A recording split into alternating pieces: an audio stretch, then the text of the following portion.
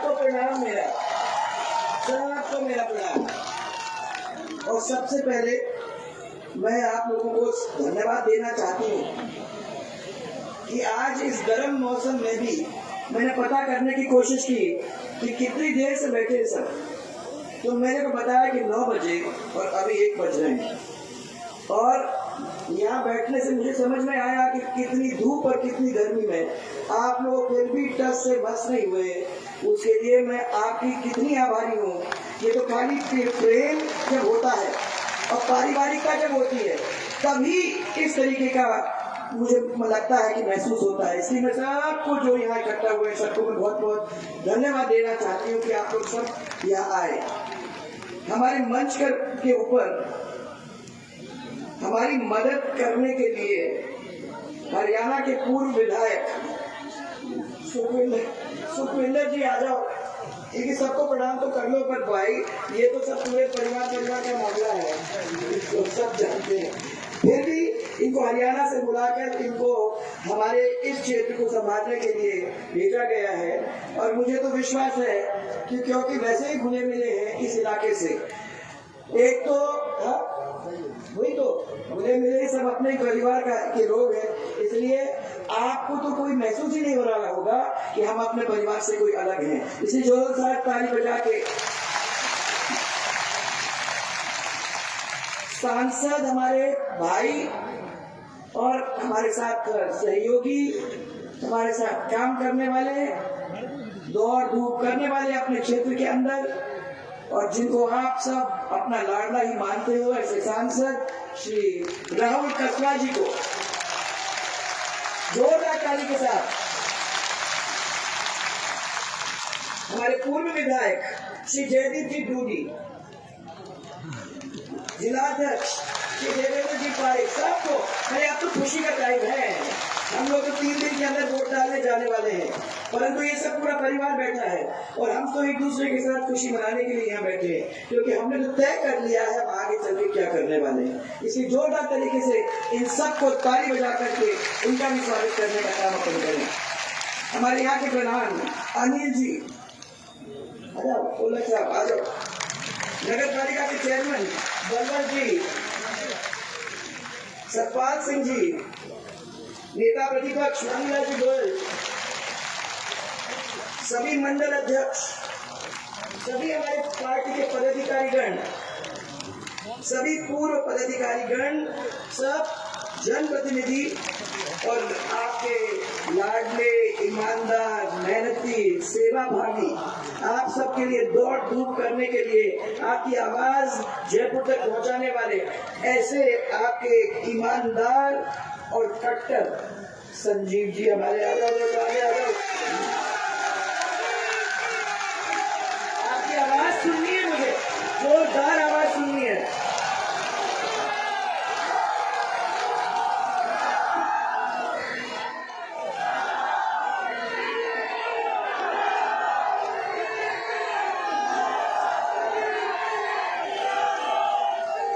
अब मुझे समझ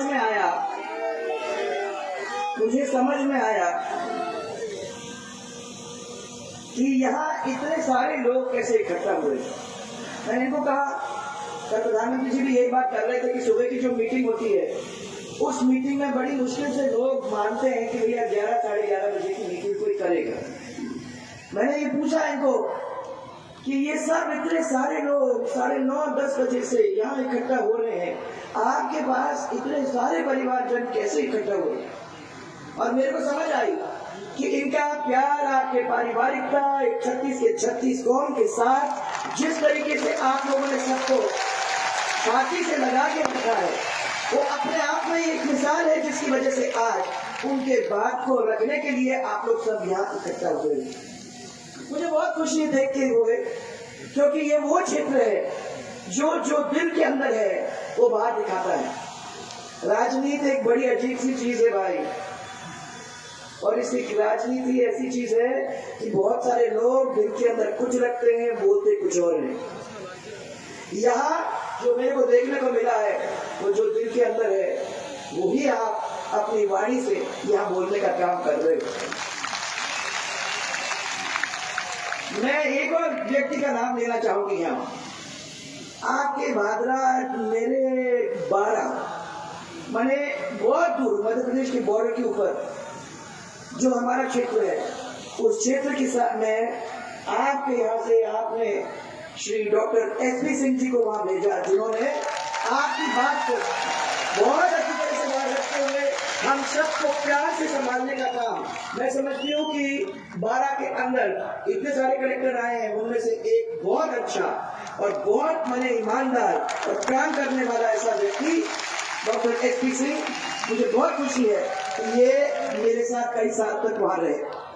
गोगा जी की ये भूमि को मैं छू के प्रणाम करना चाहती हूँ और गुरु गोरखनाथ की तपस्थली मेघनाथ महाराज जी की ये भूमि, उन सबको छू कर मैं प्रणाम कर कर ये 33 कोटि देवता देवी देवता जो यहाँ बैठे हुए हैं, उन सबको मैं पहले प्रणाम करना चाहती हूँ। मेरे मन के अंदर राजमाता साहब ने मेरे को हमेशा बताया था कि राजनीति के अंदर सबसे पहले तो अपने को भगवान को बांधने की जरूरत होती है। आप मंदिर में चले जाओ, ईश्वर का आशीर्वाद अपने को मिल जाता है, संतों का आशीर्वाद और प्यार उनका मिल जाता है, तो फिर ये 33 कोटि देवता देवी देवता कहीं नहीं जाते, वो भी साथ अपने बन जाते हैं। और इनको इनकी आंखों में आग डालकर, इनके प्यार को समझकर, इनका साथ देकर, उनकी बात को जयपुर तक और उनके काम को जमीन पे लाने का काम हम लोग मिलके करेंगे, तभी मैं समझती हूँ कि इनकी बात को हम पूरा कर सकेंगे। इस राजनीति के अंदर लोगों ने मेरे को ये कहा कि दिमाग से काम लेना पड़ता है। माताएं बहनें, एक महिला होने के नाते मुझे समझ में आती है, आज इतनी संख्या में आप लोग आई हो, देख के आपने मेरे हौसले को बुलंद किए, वाकई में मेरे हौसले को बुलंद किए। मैं समझती हूँ कि राजनीति के अंदर हम लोग सबको अपने दिमाग से काम लेने की जरूरत होती है, तो रोज करते रहते हैं कुछ ना कुछ छल कपट, परंतु मेरा मानना है कि जब तक इस दिमाग के साथ आप दिल नहीं जोड़ोगे, तब तक जो बात है उस चीज को जमीन पे हम नहीं ला सकेंगे। इसलिए दिल और दिमाग, और मुझे आज ये भादरा में देखने को मिल रहा है, ये जो आपके सामने खड़े हैं, जिस तरीके से उनने सबको जोड़ रखा है, जिस तरीके से 36 कौम की बात बार बार उन्होंने रखी है, जिस तरीके से उनने सौहार्दपूर्ण वातावरण की बात यहाँ करी है, उसको देखकर मुझे ऐसे लोगों पे गर्व होता है। मैं पिछले, और ये फर्क भारतीय जनता पार्टी और कांग्रेस के अंदर, मैं पिछले कुछ दिन से दौरा कर रही हूँ, रोज 6-6, 7-7 मीटिंग्स अपनी होती है, और इन मीटिंग्स के अंदर हम उन लोगों से मिलते हैं और उनकी पब्लिक से मिलते हैं जो अपना चुनाव के अंदर मने खड़े हो रहे हैं। और मैं आप लोगों को बताना चाहती हूँ कि आज तक मुझे वैसा आदमी नहीं मिला है जिसने कभी किसी की जेब में हाथ डालने का काम किया। मुझे गर्व है कि ऐसे लोग हैं जो अपना देने को तैयार हैं, परंतु किसी के जेब काटने को तैयार नहीं है, जो कभी भी किसी को नुकसान नहीं पहुंचाना चाहते। ऐसे लोग बहुत कम मिलते भाइयों। ऐसे लोगों को अपने को दिल से लगा के रखने की जरूरत है।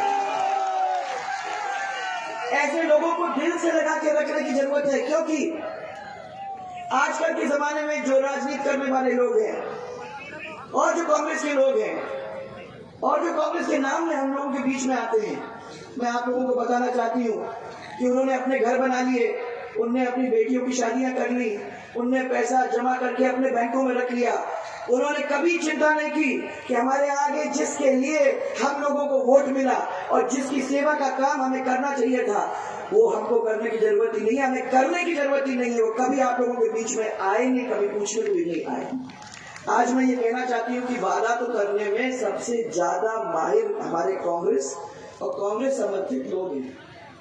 आप लोगों के बीच में सबसे पहले तो वादा किया कि आप चिंता ही मत करना, हमारी सब ये माताएं बहनें जो बैठी हैं, आप लोगों के को हम पूरी तरह से सुरक्षित रखने का काम करेंगे। जिस तरीके से हम लोगों ने 5 साल के अंदर महिलाओं को असुरक्षित देखा है, जिस तरीके से हमको डर लगता है जब हमारी बेटी घर से बाहर जाती है कि वापस घर नहीं आती है, जब तक हमका हमारा दिल धड़कता है कि नहीं डर लगता है कि नहीं लगता है जब तक वो घर नहीं आती है। आज हमारी माता बहनों को मैं कहना चाहती हूँ कि इस सरकार के अंदर कोई भी माता या बहन पूरी तरह से सुरक्षित नहीं है। मैं सब लोगों को कहना चाहती हूँ कि जिस क्षेत्र के अंदर और जिस सरकार के अंदर उसकी माता बहन नारी शक्ति अगर वो पूरी तरह से सुरक्षित नहीं है तो लानत है ऐसी सरकार पे। ऐसी सरकार के वो कुर्सी पर बैठने का कोई हक नहीं है। और मैं आप लोगों को कहना चाहती हूँ कि इस सरकार को जितने जल्दी अपन हटा सकेंगे उतने ही जल्दी हमारी माता बहनों का फायदा होगा। इसके साथ साथ वादा किया आपको, मुझे समझ में नहीं आया, मैं पिछले चुनाव के अंदर आप लोगों के बीच में गौरव यात्रा के द्वारा गई थी, यहाँ भी आई है, आप लोगों के बीच में आई। मैंने अपना पूरा चिट्ठा आप लोगों को सुनाया कि हम लोगों ने क्या क्या काम किए। कुछ काम इन्होंने आपको बताया भी, याद दिलाया। आप लोग सब ने हाँ बहुत अच्छा काम, ठीक है, बहुत अच्छा काम करके कहा। मुझे लगा कि आप चुनाव आ ही रहे हैं तो पहली बार इस बार काम के बदले में आप प्यार अपना दोगे और समर्थन में कोई कमी नहीं छोड़ोगे, ये सोच करके मैं थोड़ा सा, पर जब चुनाव खत्म हुआ तो मुझे समझ में नहीं आया। मैंने कहा ये क्या हो गया, इतने सारे काम हुए, सब लोगों ने माना उसको, और उसके बावजूद भी वो सरकार आई जिसने कभी इनका काम ही नहीं किया है। ऐसे कैसे आ गए? फिर मेरे को बताया कि आए थे 2 दिन पहले कांग्रेस के लोग और उन्होंने हमारे कान में कुछ कानाफूसी की। अखबार में आया कि आप लोगों को 1 से लेकर 10 तक की गिनती सिखाया और उस 1 से लेकर 10 तक की गिनती के अंदर आप लोग इतने डूब गए कि उनको लगा कि हाँ ये लोग वापस आ जाएंगे तो हमारे सब पूरे कर्जे माफ करने का काम करेंगे। अब आप लोग सब पढ़े लिखे हो, समझदार हो, दुनिया में बहुत बड़े यहाँ उम्रदार लोग भी बैठे हुए हैं, आप लोग भी बैठे, बताओ भाई किसी का लोन 10 दिन के अंदर, किसी का कर्जा 10 दिन के अंदर माफ हो सकता है? बताओ, हो सकता है? फिर आए कैसे बातों में, आए कैसे बातों में? उन्होंने मेरे को ये कहा कि अरे साहब क्या करें, आपकी सरकार ने तो इतने प्यार से हमारा कर्जा माफ कर दिया था, हमको सर्टिफिकेट भी दे दिया था, आपकी सरकार ने किया तो हमने सोचा कि इनकी सरकार आ जाएगी। तो सरकार का वायदा है, तो सरकार के वायदे के पीछे हम लोग उनके पीछे लग गए। अब 5 साल दुखी हुए कि नहीं हुए? हुए कि नहीं हुए? बिजली 24 घंटे मिलेगी, मिली? बताओ भाई, आप तो किसान लोग हो, आप लोगों को बिजली अच्छी तरह से मिल रही है? ये माताएं बहने, हमने अपने टाइम के अंदर पहली दफा इस राज्य के अंदर सिंगल फेज की बिजली हमारी महिलाओं को सीधे उनके घर तक पहुंचाने का काम किया। 22 घंटे बिजली मैंने आपको इसलिए दी क्योंकि आप लोग कहते थे इनको तो, किसानों को तो खेत में आप दे देते हो, हम तो तड़प तड़प के मरते हैं घर के अंदर, हमारे बारे में किसी ने अभी तक सोचा नहीं। हमने चला के आपको वो बिजली दी ताकि आप अपना कूलर लगा सको, आप अपना पंखा लगा सको, आपका एक लट्टू जल सके। अगर अपना बच्चा पढ़ रहा है तो रात को उसको अंधेरे में नहीं बैठने की जरूरत होगी, एक लट्टू के नीचे पढ़ सकेगा। और अगर ये खेत से वापस आ रहे हैं गर्मी से बिल्कुल थके मांदे, उनको ठंडा पानी और कमरे का ठंडक वो आप दे सकोगे। इसलिए आपको मैंने वो 22 घंटे बिजली देने का काम किया। अब पता किया मैंने, 22 घंटे बिजली मिल रही है ना आप लोगों को, आराम से सिंगल फेज बिजली तो दे ही रहे होंगे। और फिर आपको कह दिया भाई आपको चिंता करने की जरूरत नहीं है, आपको तो 100 यूनिट फ्री बिजली के मिल रहे हैं, तो काहे को हल्ला मचा रहे हो? मिल गई। जहां बिजली नहीं आ रही है वहां 100 यूनिट बिजली कहां से फ्री मिलेगी भाई? आनी तो चाहिए ना, तब तो फ्री बिजली मिले। और 72 घंटे के अंदर ट्रांसफार्मर बदल के आ गया। बताओ भाई, अभी तो आ रही हूँ उस पर, अभी तो बिजली पे ही है अपन, अभी तो पीने के पानी पे आ रही हूँ मैं। आया क्या? नहीं आया। 72 घंटे तो क्या 72 दिन के अंदर आप लोगों को नहीं मिलने वाला है, और नहीं मिलता है। पीने के पानी की आप चिंता कर रहे हो, अभी दिल्ली की सरकार ने हम लोगों के पास 40,000 करोड़ पूरे स्टेट्स के अंदर बांटने का काम किया है, वो पैसा हम लोगों को भी मिला है। जल जीवन मिशन के अंदर आप सरकार के, हमारी सरकार तक पैसा पहुंचा है, परंतु आप मेरे सब गौरव पथ को इन्होंने खोद के रख दिया है। गांव गांव के अंदर उन्होंने वो पाइप डालने का काम किया है, जो पुरानी टंकियां थी उसके अंदर पाइप घुसेड़ने का काम कर दिया है। और जो 100 लोग पानी पी रहे थे, उस 100 लोगों का भी पानी पीने दुर्लभ हो गया है, दुर्लभ हो गया। और मतलब ये था कि पानी आएगा और पानी जो 100 घर में तो आ रहा है, 500 घर वंचित है, तो उन तक पहुंचने का काम हो जाएगा। अब मैंने देखा एक नीली रंग की पाइप है, तो मालूम नहीं कहां से निकालते निकालते रोड को तोड़ ताड़ करके पूरे गांव का नुकसान करके और हर दरवाजे के सामने एक नीली पाइप खड़ा कर देते हैं। और वो नीली पाइप खड़ा करने के बाद बोलते हैं पानी आ गया। तो पानी कभी दिखाई नहीं उसके अंदर, ना नल है ना कुछ है, खाली एक नीली पाइप। उस नीली पाइप से हमको क्या मिलेगा मुझे नहीं मालूम। आज तक पीने का पानी तो मेरे हिसाब से नहीं मिला है। और फिर राजस्थान का किसान, जब भी आपदा आती है, जब भी मुसीबत होती है, मुझे याद है कि हम लोगों ने तो विधानसभा को बंद करके और हमारे एमएनएस को भेज करके आप लोगों के बीच में जाके जायजा करने के लिए कहा, और उन्होंने जाके पता करके वापस आके तुरंत मुआवजे का इंतजाम करने का काम किया। मुझे यह मालूम है कि आप लोगों को कितने दिन तक बैठना पड़ता है, रुकना पड़ता है। मुआवजा नाम की चीज मैं समझती हूँ आप तक मिला ही नहीं। अब फसल बीमा का क्लेम, फसल बीमा का क्लेम हम समझते हैं कि इन मने फसल बीमा का जो किसान को मुसीबत हुई है तभी तो बेचारा ले रहा है वो फसल बीमा, और उसको मदद करने के बजाय इतने जोर से अंटों में बांध के रख देते हैं कि वो जब तक पैसा आए तब तक मालूम नहीं कितने कितने दिन निकल जाते हैं। ये सरकार कर सकती थी परंतु करती नहीं है, उनकी इच्छा शक्ति नहीं है। इच्छा शक्ति होती तो कोई प्रॉब्लम ही नहीं होती। मैं आपको ये बताना चाहती हूँ कि 19,000 किसानों की जमीन कुड़क हुई है और 350 किसान से ज्यादा लोगों ने आत्महत्या कर ली है। ये तो स्थिति हुई है ये 5 साल के अंदर। और मैं ये कहती हूँ कि कोई भी सरकार इस तरीके से अपने किसानों के साथ, अपने परिवार के साथ, अपने 36 कौम के साथ करेगा तो उस किसान को उस कुर्सी में बैठने का कोई हक नहीं।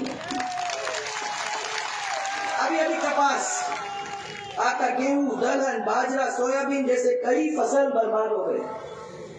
आपके बीज घटिया किस्म का मिला, आपके जो मैंने उसके वो खाद बेचने की जरूरत थी वो टाइम पे नहीं मिला।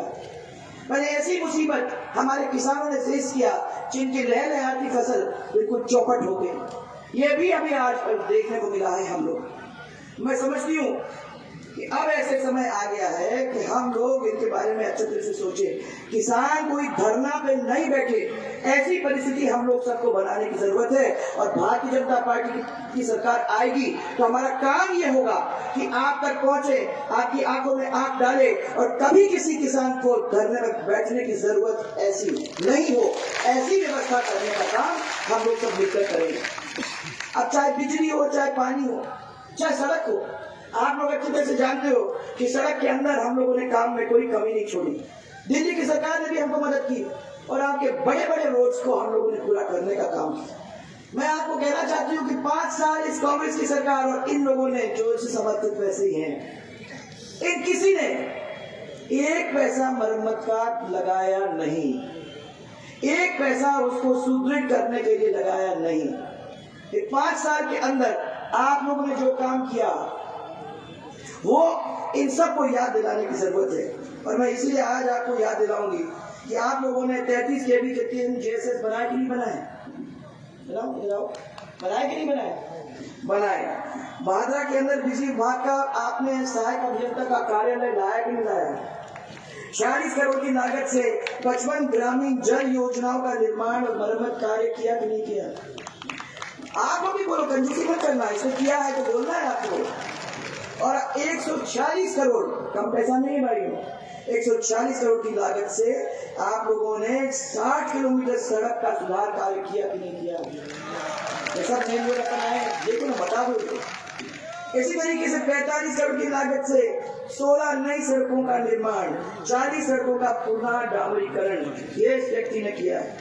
58 करोड़ की लागत से भादरा से राजगढ़ के आरओबी और 11 स्थानों के ऊपर RUB, ये कम नहीं था, ये बहुत मुश्किल से अपने को सेंटर से मिलता है और इनको हाथ में ला के इसको लगाने का काम किया है। नए खालों का निर्माण, गांधीबाड़ी में CHC भवन, PHC भवनों का निर्माण, भादरा में नया कॉलेज खोलने का काम और ACM भादरा कार्यालय। 28 करोड़ की लागत से गोगा मेड़ी में लोक देवता का मंदिर का निर्माण और 15 करोड़ की लागत से अलग अलग स्कूल्स को ठीक करने का काम और 127 करोड़ की लागत से भादरा नगर पालिका के अंदर सीसी सड़क, नाली का निर्माण और सीवेज लाइन्स का आप लोगों के लाइन का निर्माण का काम इन्होंने लगते किया है। ग्रामीण गौरव पथ के बारे में बताया और हर ग्राम पंचायत हेडक्वार्टर के ऊपर आपके 0 से लेकर 12 तक का स्कूल का हमने काम करके छोड़ा। और ये मैंने तब किया जब हमने कहा कि ये सब लोग बेरोजगार अन्य से होते रहे, ये सब बच्चों को पढ़ाने का काम हम लोग करेंगे, सब बच्चे स्कूल्स में जाएंगे, परंतु ऐसे स्कूल्स होने चाहिए जहां 0 से लेके मैंने छोटे से छोटे क्लास से लेके 12वीं तक पूरे टीचर्स हो, आपके कंप्यूटर की क्लासेस हो, आपके खेल के लिए मैदान हो, ऐसे स्कूल हो जहां टीचर की कोई कमी ना हो। और मुझे है गर्व ये कहते हुए कि उस समय आपके किसी भी स्कूल में प्राचार्य से लेके टीचर तक कोई भी मिसिंग था? बताओ, कोई था मिसिंग? लोग आप लोगों ने पढ़े। अब आज क्या हो गया है कि आपके टीचर है, आपके स्कूल है तो टीचर नहीं, आपका अस्पताल है तो डॉक्टर नहीं, ये हालत है।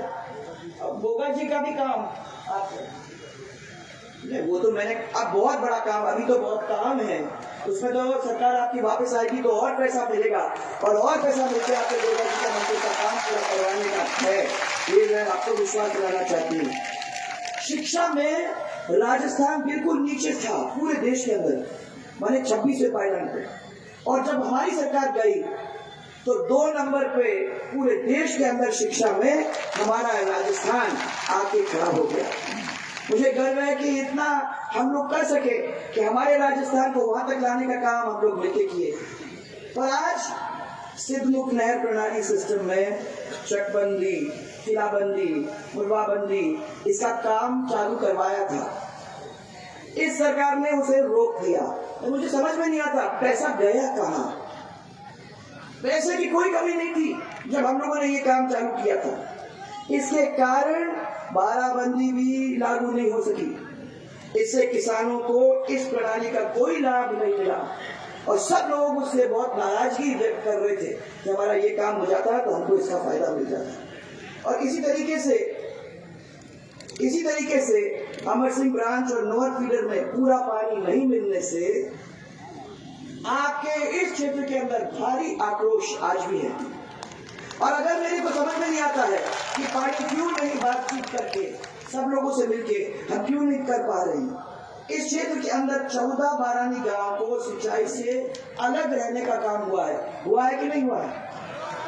और ये रोज रोज आपको फेस करने की जरूरत पड़ रही है। आप लोग किसान हो, आपकी जिंदगी आपका खेत है, इस खेत के अंदर अगर पैदावार नहीं होती है तो कहाँ जाओगे और किसके सामने हाथ फैलाओगे?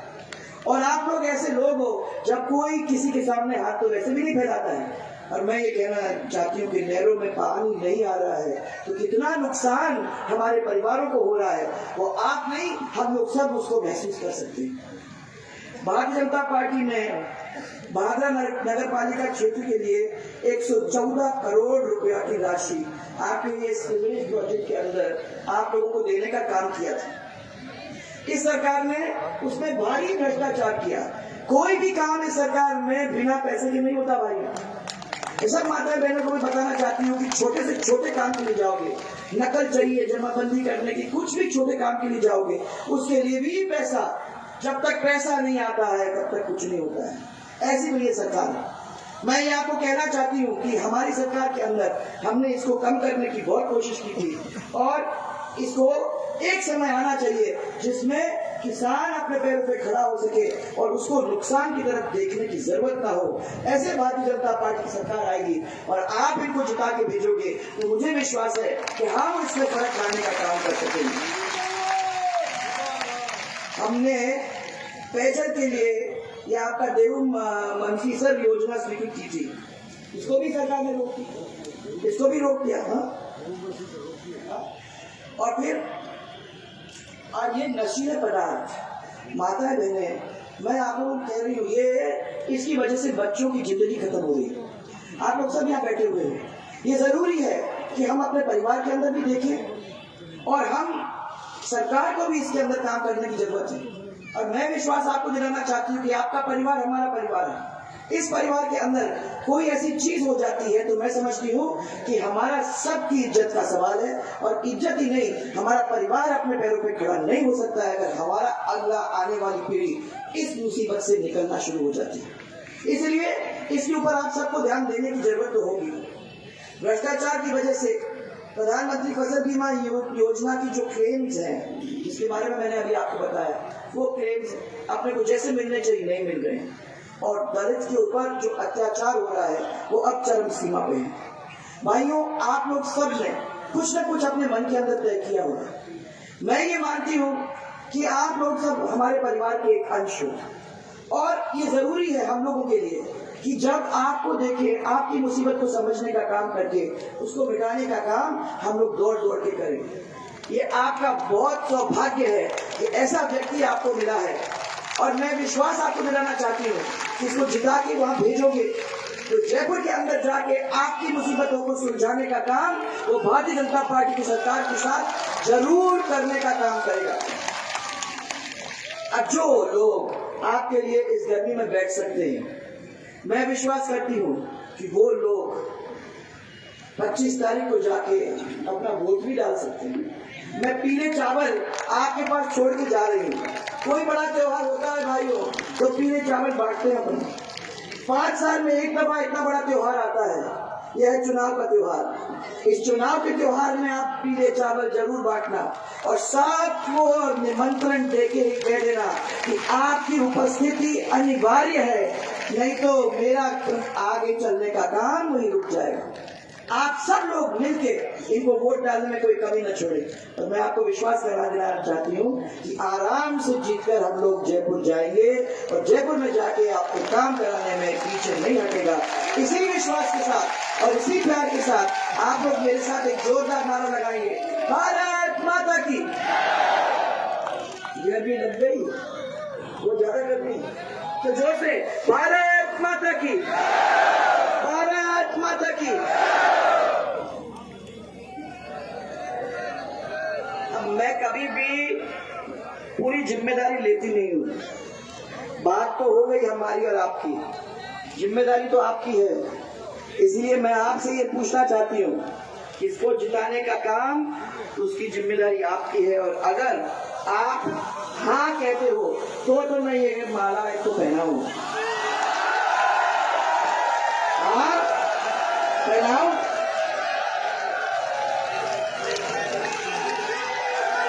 जोर से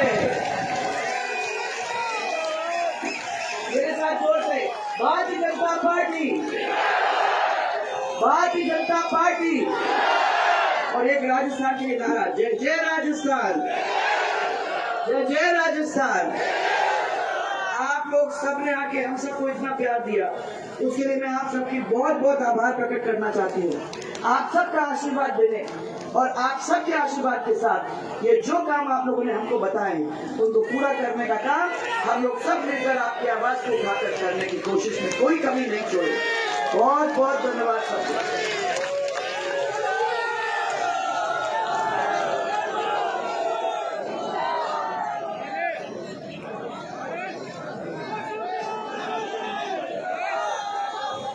कुछ लोग कांग्रेस को, कुछ लोग एसएफआई को छोड़ के हमारी पार्टी में आए हैं।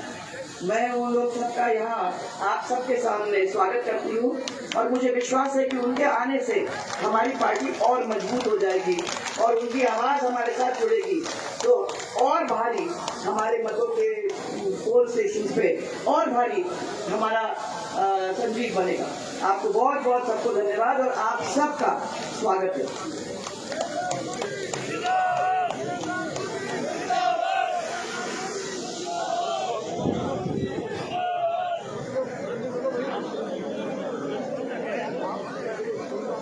आप सबका बहुत बहुत धन्यवाद, आभार।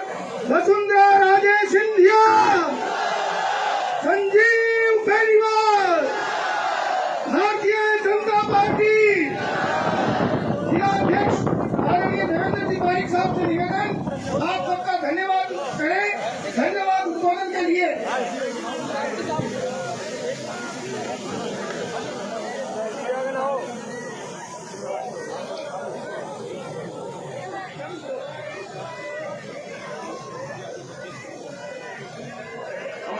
राष्ट्रीय उपाध्यक्ष और बहुत ही यशस्वी पूर्व मुख्यमंत्री वसुंधरा राजे जी हमारे बीच में पधारी है। आप वसुंधरा जी का धन्यवाद और आप सब जनता जनार्दन का बहुत बहुत धन्यवाद। वसुंधरा राजे, वसुंधरा राजे, भारतीय जनता पार्टी, भाई संजीव बेनीवाल, बहुत बहुत धन्यवाद, बहुत बहुत आभार।